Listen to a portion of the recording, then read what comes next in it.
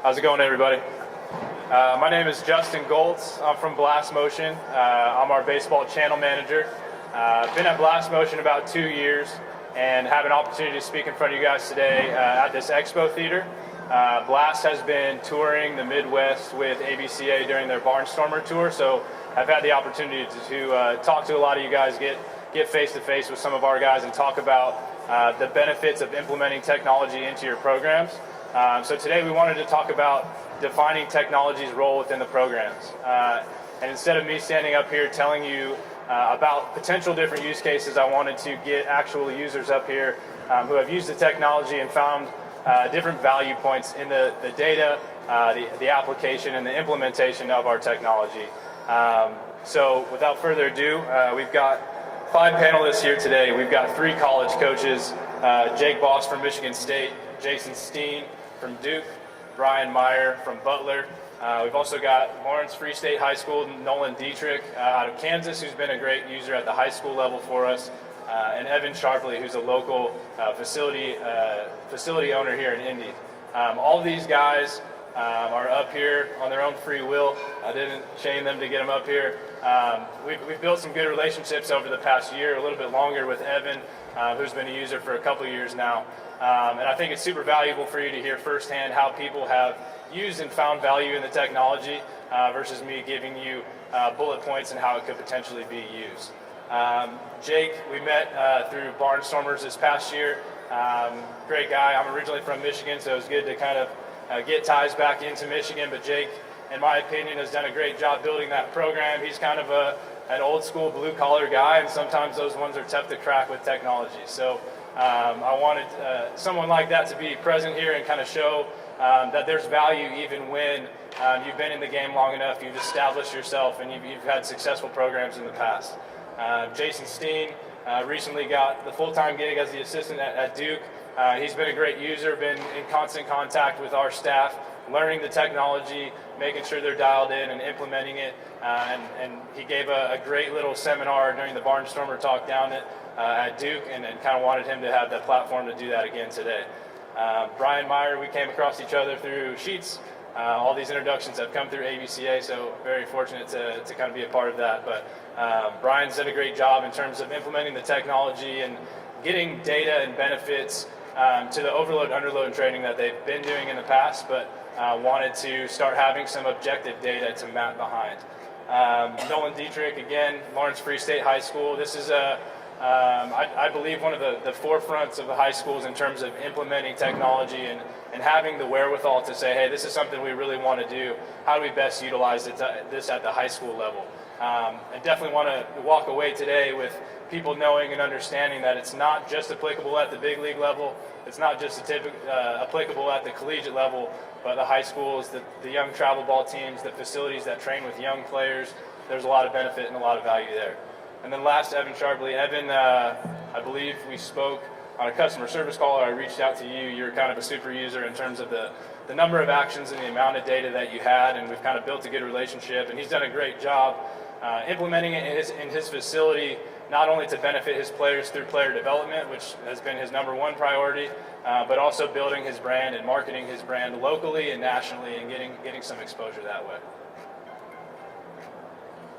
So first and foremost, I wanted to kind of pass it over to Jake Boss.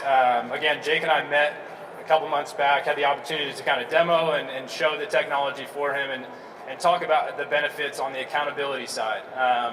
The sensor itself gives you a lot of information, a lot of metrics, a lot of data, and that, quite frankly, can be overwhelming at first to a lot of people. A lot of people feel like I need to understand every single data point and every single metric before I even put that on a bat.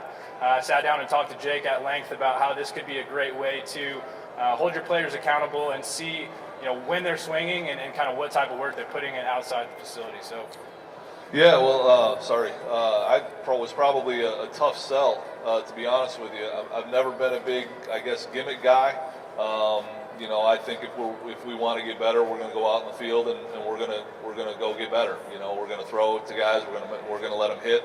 We see the flight of the ball. and we're just going to work that way. And so I guess I don't know if that's an old school type of approach or not, but again, I've never been a real big frills or I guess quote unquote gimmick guy, but listening to Justin and speak about the program and blast motion and things like that. Honestly, the first thing that intrigued me was the price, to be very honest with you, because I thought the price was right. And then going from there, I thought the biggest thing that we could have initially gotten out of it with our guys is just like you said, the accountability factor, especially this time of year right now. And so we got the system while we were still in the middle of fall practice. Didn't use it. Didn't even open up the boxes until we were done with fall practice because I didn't want to get guys' brains scrambled and thinking a little bit too much about what we're doing while we're in the process of inter-squatting every day.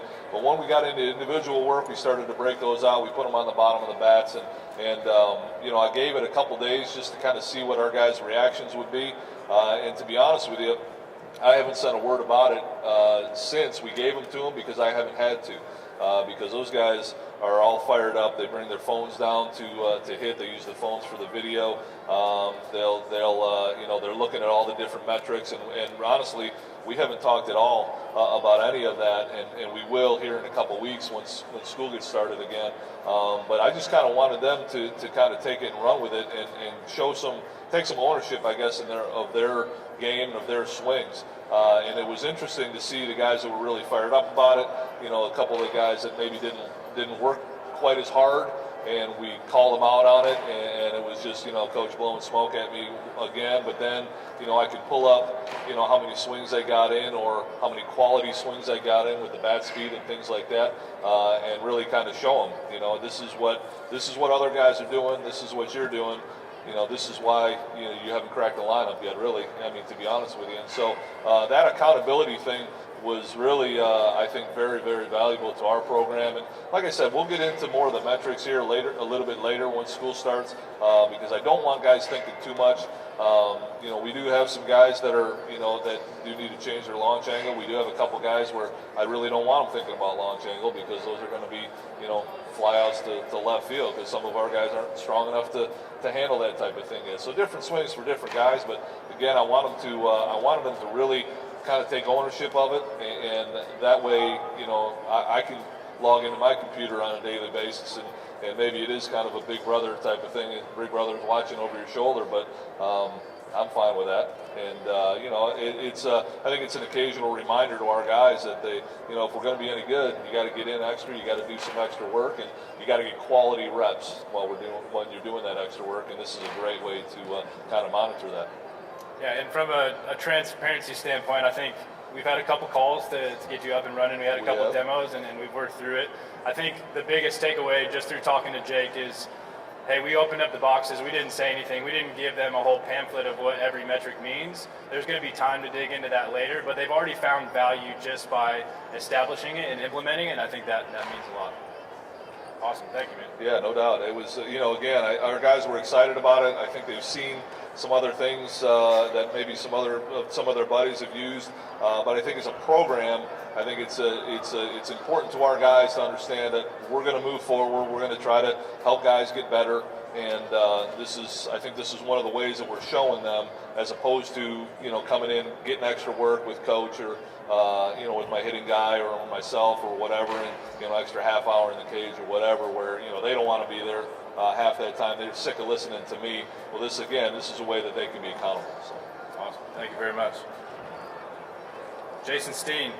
Jason put on a tutorial for me when I was down in North Carolina, so I just asked him to regurgitate it pretty much here today. But Jason was a guy, we had built a relationship. At our office, we had some Duke alums, so we had some conversations with Coach Pollard and started working towards, hey, we want Duke to be a school that utilizes this, and it gives us feedback, good, bad, or indifferent. If this is something you really like, we'd love to hear why you like it. If it's something you don't like, we'd love to hear why you don't like it so we continue to improve on it. So about the same time, a little bit earlier than Michigan State, you guys started to roll it out. Again, we had some phone calls, and I know our product team had worked with you to roll it out. But if you want to talk about some of the data that you've seen and how you guys have utilized it. Well, the first data metric we kind of looked at was our approach angle or attack angle. I was looking for a product that could create better launch angles for our hitters. And from an affordability standpoint, I kind of turned to blast, and we looked hard at attack angles, approach angles. And we found that a lot of our hitters were negative. So if a pitch is coming in negative, a negative angle, and we're coming in negative, we're not going to have consistent success. So we added this, and we looked at one data point, and that was the attack angle. And you'll see up on there when I presented with the Barnstormers, some of our hitters had negative approaches, and we almost got instant fixes by getting a positive approach angle. And I'm kind of like Coach Boss. I'm old school. I don't get into launch angles too much and exit velos and all these data points. But there was, you couldn't get around this. Our players, they saw this and you couldn't lie. You had to change your approach angle in order to get on pitch plane. Every hitter wants to get on pitch plane. So that was instant feedback for our hitters. And we've got some potential first-round draft picks, and they took to this data as well. And a couple of them, they weren't real excited about it at first, but then they saw that, they saw the data, can't lie, and they were slowly fixing things. And I'll point out one young man, Griffin Conine, I think is either a positive one. My eyes are so bad, Justin. Yeah, he's a positive one on this. He was a positive one. Griffin has the ability to hit 20 home runs this season. Probably needs to be at about a 6 to 10 approach angle or attack angle. And we've run reports since that one. That was one of the first reports that we ran, and he's corrected it. And he needs to be a guy, like Jake says, that needs to hit the ball in the air. Some guys don't. So I think he'll improve his draft status just on this data. And then kind of secondary, that was the only data point I was looking at, was the approach angles and attack angles. But I accidentally stumbled upon, for me, was the vertical bat angle. And there was a couple hitters that were getting minus 35. Again, Justin, if you could help me out, my eyes are so bad. Yeah, we got a guy highlighted. I think it's Is it Erickson Nichols? Yeah, Erickson Nichols got a negative 42. Negative 42. And a pro hitter, his vertical bat angle is going to be right around 25 or 30. I didn't really know that until I started working with Blast. And then I started kind of incorporating that. Found it on accident, really. Look at this bat angle. And it's corrected some things. We ran a report, and Erickson has his maybe down to 35. He's getting a little bit closer. So I kind of stumbled on another data point that I really liked. I don't use the other ones. I'm not that smart enough to use those. Kind of too much old school at times. But those are the two data points that I've been using. And I will say this, our players call the support staff. We had one yesterday, called me, said, "Coach, this is my data sensor, it's doing this." I said, "I don't know." Good luck. And I had him reach out to and picked up right away. So that's been a big plus for us, because I'm not the best at it. I'm not that savvy with technology, but if our players can call them and kind of eliminate me, that's pretty daggone good. We are fortunate enough to have every sensor on a bat for our players. But I've talked to high school coaches that want to use just one specific data point. And I said, well, just buy 2 or 3 and it'll work for you. But that's how it's helped our program. Yeah, that's awesome. I think the major takeaway here is you see a hitting report of his entire roster. Some guys have 400, like Griffin's got 429 swings, and there's guys that have 7, 10 swings. You start to look at the data sets in aggregate, and it tells a much better story than really getting overwhelmed on a swing-to-swing basis. Coach Stein mentioned vertical bat angle. That's pretty much indicative of the plate coverage that you're going to get. That's the barrel's relationship to the handle. So if I'm getting good plate coverage, I've got a flatter vertical barrel angle in the negative 20 to negative 30 range that Coach was talking about. But he saw a guy that was shanking a lot of balls and had a steeper vertical barrel angle. And that wasn't just on one inside pitch that he just so happened to have to get to. It was over the course of 10, 20, 50 swings. So when you start to look at things on average, you're able to look at a better picture than just getting caught every single swing looking at what was my attack angle there, what was my vertical bat angle there, what was my bat speed there. Because some of it's going to be dependent on where you make contact, whether it's out in front of the plate or deeper in the zone, and where the pitch is, quite frankly. So to be able to put together a larger data set and those things start to stick out, you're able to make those adjustments and see things a little bit sooner. One last thing I want to touch upon, on the recruiting side of things, you had a couple recruits that were there. And I know that this was something that you wanted to talk about in terms of, hey, we're at the forefront. Can you speak to that? Yeah, I spoke to the Barnstormers at our facility.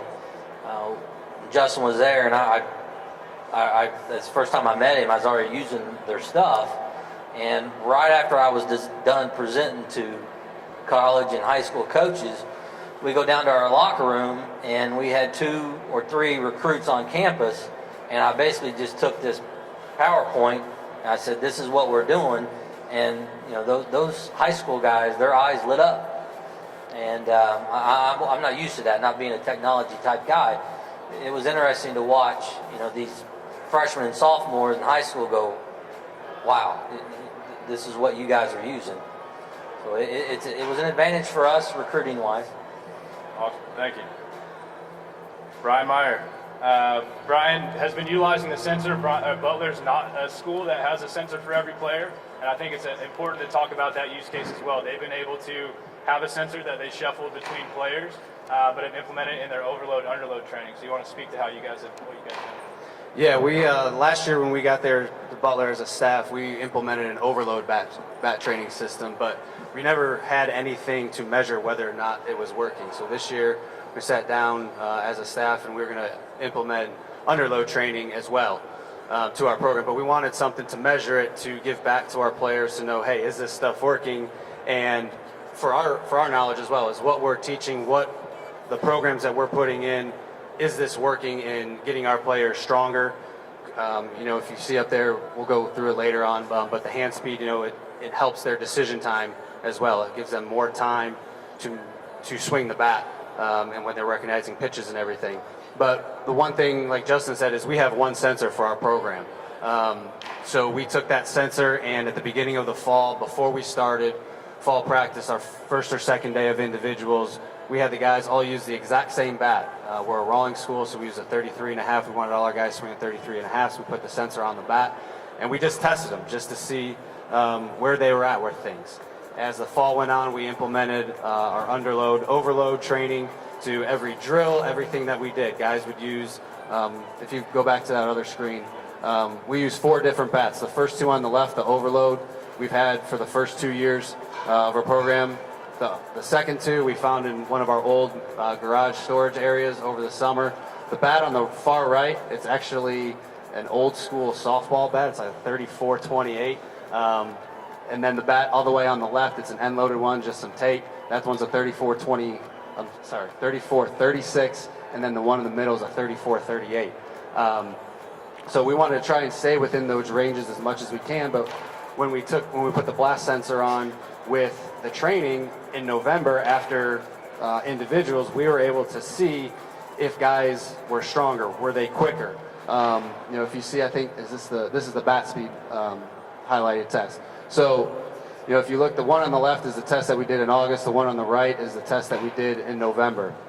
So I got about 2.5 months worth of swings, and just to see where guys were. Obviously, the guys in the green are all improved in their bat speed. The guys in the red had decreased their bat speed. Now, they may have had a bad day. The one kid who was highlighted in yellow, he had a really tough semester, lost some weight, so that could attribute to it as well. So it also attests, you know, for our strength and conditioning department as well, how much stronger are these guys getting. And then we did the hand speed kind of the same way, just so guys can understand what they're doing. The biggest thing that the blast has helped us with is an understanding of what we can control within our swing. We can't control, you know, the launch angle. That's all the ball. But we can tell these guys, kind of like Coach Stein was saying, you know, the approach angle. But they can see how fast they're swinging that. They can see those gradual improvements with it, and that's all controllable that within their swing that the players themselves can control. It's been a great resource for us. We're going to use it a little bit more when we get back. But again, we have one sensor. We had a guy who was injured who he would stand there with a piece of paper, and we had all the names down, and he would write in every score. We had one guy reading the iPad, the other guy was writing down the score. So we did it a little bit old school way, but it's worked for us, and it's shown results. And our guys, they come back after, what wasn't there? You know, what was my bat speed? What was my hand speed? Those are the two metrics that we've been focusing on this fall. Yeah, it's awesome. I think outside of tracking the improvement over time, so creating a baseline and then checking in on that baseline, you're also going to start to see when guys plateau. So maybe when you need to increase that overload bat or decrease the underload bat. So if you get a guy that's starting to plateau over time, that's where you're going to start to need to make adjustments with the bat so that you're not consistently doing the same thing every day. But yeah, love the fact that you guys have made use out of what you could fit in the program and a due use of time. And I think it's a overload underload training, something that's been a part of the game for a long time, and we can just bring added value to it. All right, Nolan. Nolan had talked to one of our reps, Charlie, and it kind of worked. They knew that they wanted to be a part of this. They knew they wanted to implement some technology, and you guys hit the ground running with it. So if you want to kind of give the crowd some insight on what you're looking at bringing in and what benefits have been at the high school level. Yes, last year at the beginning of the season, it was very new to us, and so it was a lot of learning. Obviously, I was one of the guys who wanted to dive into all the metrics and understand them before I could start explaining certain portions of the metrics to the hitters. We created a baseline at the beginning, first week of the season, just to see what it looked like and figure out how everything worked. From there, we can look at specific parts of the swing. With a younger hitter, efficiency with their lower half and their legs is key in creating rhythm. And now with the new data of the body rotation, you can see it more easier than with your eyes. And then you can show the player with the video and the data tied together, hey, you're not utilizing your lower half as well as we can get, and we can improve that. So after we created the baseline, they also have the blast motion drill work on the app. Some of the favorite drills to help with, let's say, being more explosive with our lower half would be the jump turn drill. For kids who are struggling to get their hands in a good pre-swing rhythm and get them back in time to work forward, we would work the open stance drill. So they have drill work that can tie to a particular deficiency in a metric that you want to improve at. And with high school kids, I only want to give them, one thing to concentrate on. And if we can go every 2 weeks to a month, look at the data again, say, hey, we've improved at it. Hey, we still need to continue to work on it, and that'll be beneficial to them.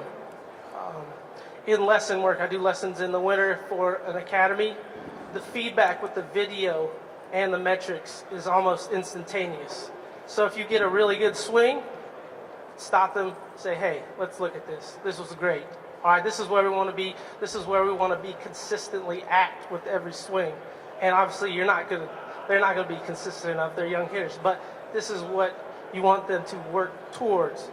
Or if you get a swing that is really poor, maybe timing was an issue when you're doing a short front toss or BP, you can stop, say, hey, this is what happened. All right, let's improve the next swing. And so their eyes open up when they see the video tied along with the data.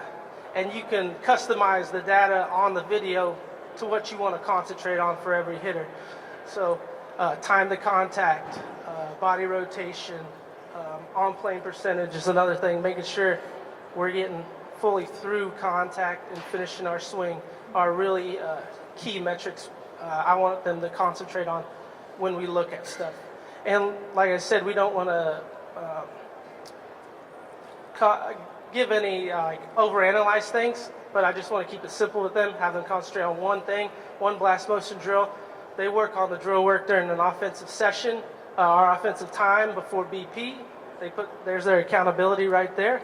They put it to work, and I can also then track and see if they actually got their reps in to work towards their goal and improve. Going back to the lessons, it's been really just great to see, and you can send it to the parents. It's very easy. to send to a phone.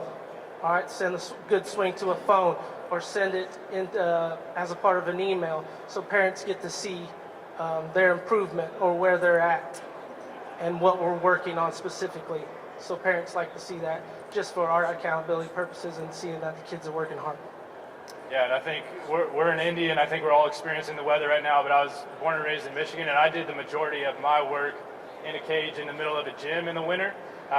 Wasn't too fun.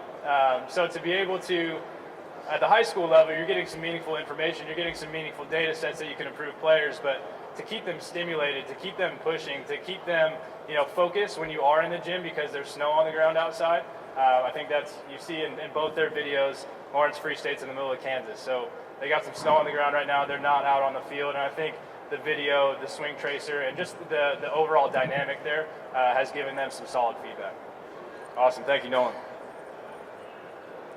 Evan Sharpley, local Indy Academy owner. I'm going to play some videos up here. Evan's done a great job promoting his players on social media, showing their improvement, promoting his brand and what he puts out as a product on social media as well. And first and foremost, let's talk about the player dev side of things, how you first start with your swing analysis. So first off, this has been a game changer for us at our facility. I think I've been using Blast now for a little over 2 years. A lot of these guys touched on, number one, the affordability side, which was great for us. We have between 150, 200 hitters coming in throughout the entire year. We haven't had a travel team up until this year, so basically we were doing private training only, group training only. And so everyone's first initial assessment when they come in, we go over our philosophy. So we look at the metrics, we'll get them in the cage, we'll let them hit with the sensor. I don't say a word. And then once we get done with that, we bring them up to the whiteboard, we say, hey, here's where you need to be. And I think the biggest thing for us has been how we're able to customize to each hitter. You heard a couple of the coaches talk about not every guy is going to want to lift the ball. We have certain parameters that we look at for our power guys and our guys with speed. Now, we still want our guys with speed to lift the ball and hit it into the gap because they might be standing on third. Myself, I was a doubles and home runs hitter because I didn't want to run as far. So for what we look at is we look at each time is what those numbers are going to look like, and we look at the swing speed. Obviously, we look at time to contact. The big thing for us has been, number one, on a private training side, has been what the video looks like. We can slow it down. The swing tracer is a new one too, where it's in 3D. What are you doing at contact? What are you doing post contact? So once we go through our philosophy, each hitter's a little bit different, and we customize it around them. And if you've paid attention to a lot of teams that have had success in recent years, the Astros being one of them, that are using data, it's still specific to each person. So 1 through 9, each guy is going to have a different set of parameters, and that's how I approach it with all the guys we have too. We have very young hitters, we have guys that are in the pros right now too. So the conversation is different, but we're able to have that conversation around the data. The next generation of hitters, and it's kind of funny because I feel like I was maybe on the edge between the let's talk about it all the time, which was my relationship with my dad in the cage, and now you have a generation that says, well, don't tell me, show me first. So there'll be a lot of times is instead of talking first, I'll say, all right, let's get all the video. We're going to watch the video first. Tell me what you see, and now I'll tell you what I see. Then we can have certain cues based on those videos versus the other way around. So instead of talking first, we watch, and then from there, then we're able to have a conversation around it, which has been awesome for all of our guys, regardless of the age. Starting, 9, 10, all the way up again to the pro guys that we have too. They want that knowledge. They want the customized thing. They don't want to be part of something that is very cookie cutter. They want something that's customized to them so that they are unique in the box, centered around their specific skills. That's awesome. What has been some of the feedback from the parents, like to be able to give a post-lesson report or show the progress between day 1 and day 30? What's some of that feedback look like? The relationship with the parents has been great. You mentioned being able to send the videos afterwards. That's really cool. They can post those things on Facebook and social media. So just for the growth of our brand, but also the kids too. It's very different now with Facebook and Twitter and Instagram. Being able to post those, but also the relationship with the parents. So you're on the same page with the parents. The older, more mature guys, like we just talked about, we can have a conversation where we text back and forth for a couple of hours just on what their swing was like that specific day. That's been really good for me as a trainer, and being able to have that dialogue on the relationship or the lesson doesn't end once your hour or 2 hours is up, or when practice is over. That conversation can continue to go even when you're done as well. Awesome. And then one last point, you've done a great job building your brand through the use of technology. Can you talk about how some of the examples are on the board, but how you've used it to lift players, give them confidence, and publicize their improvements, but also build your brand and your business in the process? Yeah, so first off, we were just talking about this before. We logged, using the sensor this last year, almost 31,000 swings with the sensor alone.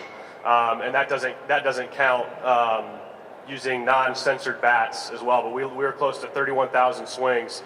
So we have a lot of data across the board. We're doing really fun events at the facility, contests. We turn the music up loud. The guys come in, we get after it for an hour and a half. We call it Slugfest. We've got different stations. We're doing the overload, underload bat training as well as part of that. So it's, as far as building the brand, it sets us apart, it adds value, and that's been the biggest thing for us, is we're continually looking at how to add value. And Blast has done a great job with that too. When I first started with them, we were looking at 4 or 5 metrics. There's so many different metrics you can look at now, and what you've kind of got from all these guys is we all look at different ones. I think I might take it too far and look at all of them, and now with the 3D swing tracer, and then Blast Vision, which they dropped today. I had 30 minutes before I had to get into the car to come here, and the Blast Vision dropped. I was like, all right, I got to see my launch angle, and I got to see what my exit velo is. So I can still pop close to 100 with no warm up, but it's really cool to still be able to. For the next generation of guys to build the brand that we have, but also to get buy-in, I think, from these next generation of players. You're seeing they're excited about it, and I think to have the buy-in for your program, that's huge. Awesome. Yeah. So we're coming up on our time. I appreciate the panel. This means a lot for you guys to volunteer your time and be up here and to kind of speak to the different use cases. I hope everybody walks away understanding that there's different value opportunities regardless of the program that you've got, the skill level and the age group that you coach, and the objectives that you want to get out of implementing the technology.